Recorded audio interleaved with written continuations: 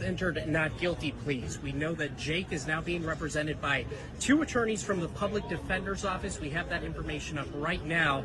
We also know that Rebecca is being represented by Jeff Moore. Now, he also entered Rebecca's not guilty plea, but he also said that he intends to file a motion to change the venue from Riverside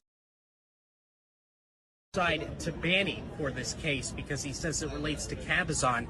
We're going to continue to press officials to Banning for this case.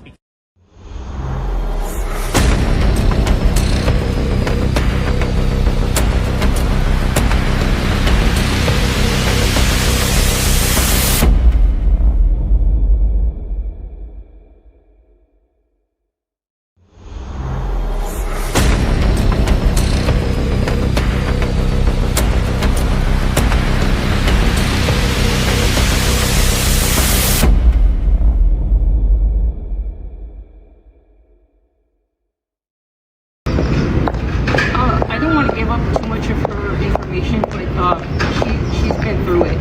And as a mom and I'm a grandma, I just don't understand how any mother could let her child be out there in the cold somewhere not knowing where that baby is, to bring that baby home and give it a proper burial or at least tell us where the baby is. It's really heart-wrenching, and I've lost a lot of sleep, I've lost some weight, and I cry every night for this baby. He only lived 30 minutes away from me, and if I had known, I would have went down there and I would have rescued all of them, the 2-year-old Emmanuel and Rebecca, because I believe that she was a victim of domestic abuse. You can see in her eyes. I too am a survivor of domestic violence, so I know that look in her eyes. I'm not supporting her, I'm not defending her, I'm just saying that when you're trapped in a relationship like that, where you're always beaten up, you can tell, you can see it in her face and in her eyes. Check this out. A brand new twist has just shaken the Emmanuel Haro case. We've heard directly from the grandmother, and what she revealed, it's unsettling. The kind of detail that makes you stop and think, wait, what does this really mean? No graphic details here, just the mystery, the weight, and the questions that won't go away. Here's what we know so far. Now, here's where things get even more interesting. The person speaking out this time isn't a neighbor. It's not a witness. It's Emmanuel's own grandmother, Mary Buchan. And anytime a grandmother steps forward in a case like this, people stop and listen. Mary has been very vocal, emotional, protective, and at times even defensive. She's not just another voice in the crowd. She's family. And when family speaks, it cuts differently. You feel it. According to what surfaced online and through local interviews, Mary has gone on record saying she does not believe her daughter, Rebecca, Emmanuel's mom, had anything to do with harming this child. Instead, she suggested that law enforcement pressured Rebecca into things like lie detector tests, while Jake, Emmanuel's father, refused to take one without his lawyer present. Now, think about that for a second. On one hand, you've got investigators trying to piece together a timeline.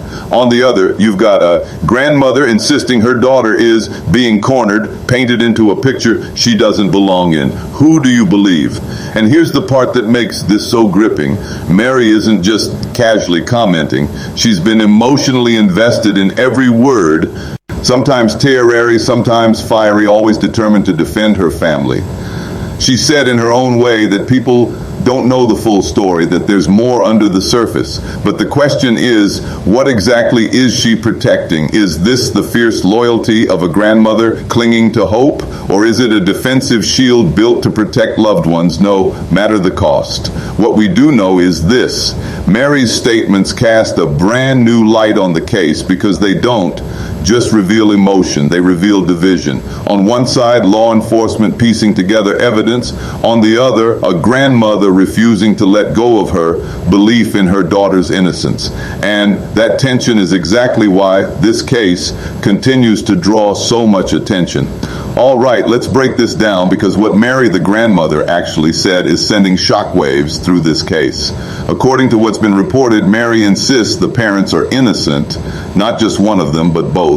She has stood firm, saying investigators pressured Rebecca, Emmanuel's mom, into a lie detector test. Meanwhile, Jake, the father, refused unless his lawyer was present. Whoa! Imagine being the grandmother and speaking out like that while your grandson is missing, or worse. The tension here is almost unbearable. Think about it. Law enforcement is chasing leads, trying to stitch together a timeline. The public is already skeptical, asking tough questions. And in the middle of it all, you have Grandma Mary stepping forward, not with suspicion, but with defense. She's saying, no, my daughter wouldn't do this. Now, let's pause there for a second. Anytime a family member publicly defends someone during an active investigation, it creates a storm. On one side, people see it as loyalty, a mother standing by her child. On the other side, critics wonder, is this denial, is it deflection, or is she seeing something investigators are missing? And here's what makes her remarks even more striking. She doesn't stop at defending Rebecca. She hints that the process itself, the way investigators have handled things, is flawed. That's a bold claim, especially when we're talking about a child who has vanished under such troubling circumstances. But let's not ignore Jake in this. The fact that he refused a lie detector test without his lawyer raises eyebrows. Is that illegal, right? Absolutely. But in the court of public opinion, people always ask, if you have nothing to hide, why hesitate? So now we're left with this picture, a grandmother, emotional and unshaken, defending her daughter, a father digging in legally, holding back from direct questioning, investigators applying pressure, trying to crack through the walls of silence, and the rest of us watching, waiting, asking, who's telling the truth here? Because one thing is certain, when the grandmother steps forward with words this strong, it doesn't just add noise, it shifts the entire conversation. Let's step back for a moment and look at the bigger picture, because the timeline here is just as important as the words we're hearing from Grandma Mary. Here's what we know. Emmanuel, only 7 months old, was last seen in early August. Reports placed that moment around August 5th. But his disappearance wasn't reported until August 14th, when Rebecca, his mom, told authorities her child had been kidnapped. At first, that's the story that spread. A sudden abduction, a child taken. But as investigators started digging deeper, things began to shift. Inconsistencies appeared. Pieces of the puzzle didn't quite fit. And that's when the story took a darker turn. Soon both Rebecca and Jake, Emmanuel's parents, were arrested. What began as a missing child investigation slowly evolved into something more troubling, with authorities saying they now believe the child did not survive. Now here's another layer that can't be ignored. Jake Haro, Emmanuel's father, already carried a disturbing history. Back in 2023, he faced charges tied to another child who was severely harmed. That conviction painted him in the eyes of many as someone capable of far more than what a parent should ever do.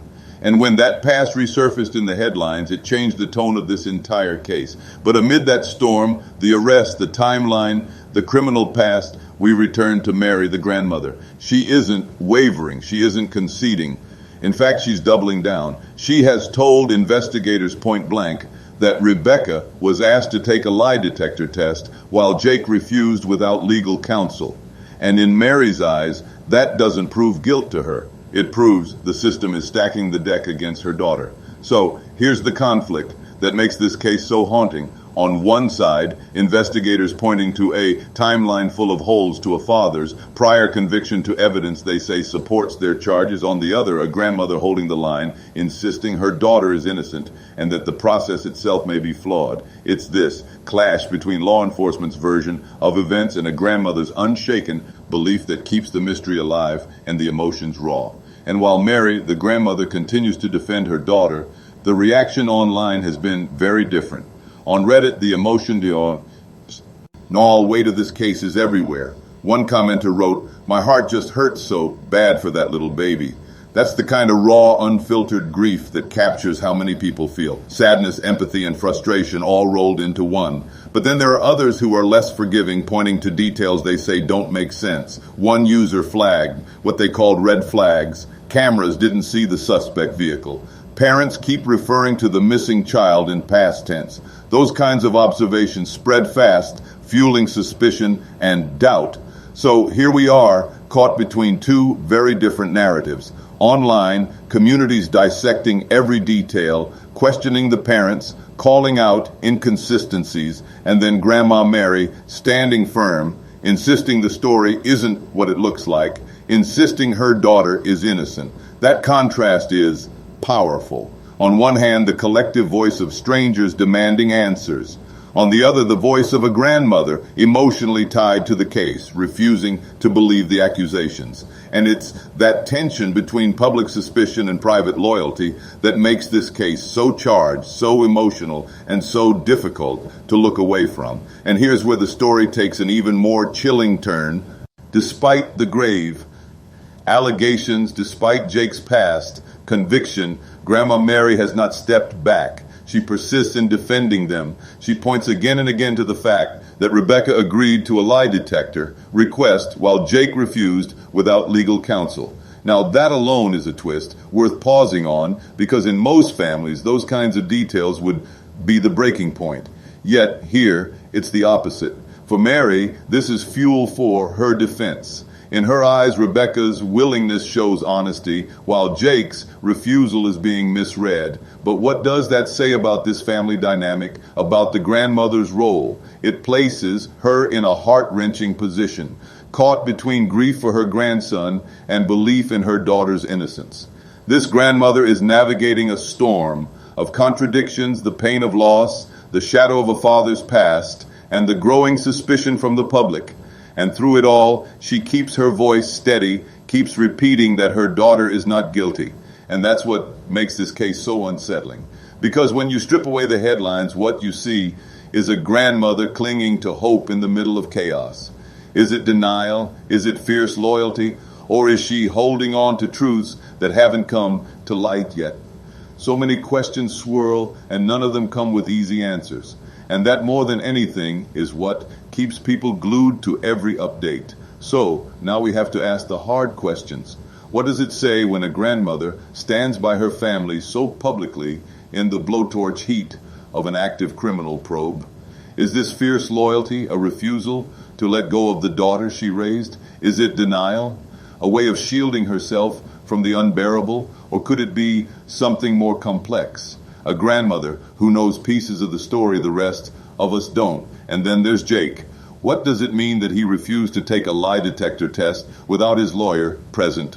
Is that a smart legal move? Or does it point to something deeper he doesn't want revealed? Meanwhile, the public isn't staying silent. Some of you on Reddit are already saying the story just doesn't add up. From the missing vehicle on camera footage to the way the parents sometimes speak in past tense. Those details keep raising red flags. But here's the clash. While the internet digs for inconsistencies, Grandma Mary is planting her feet firmly in defense of her daughter.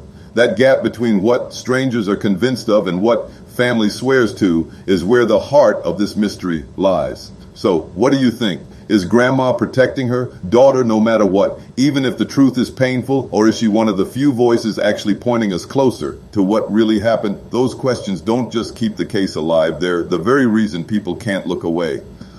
Thanks as always for supporting the channel. If you're watching from anywhere in the US, Canada, or anywhere around the world, hit that subscribe button, give this video a like, and share it with someone who's following this case. And don't forget, drop in the comments where you're tuning in from, because this story is far from over.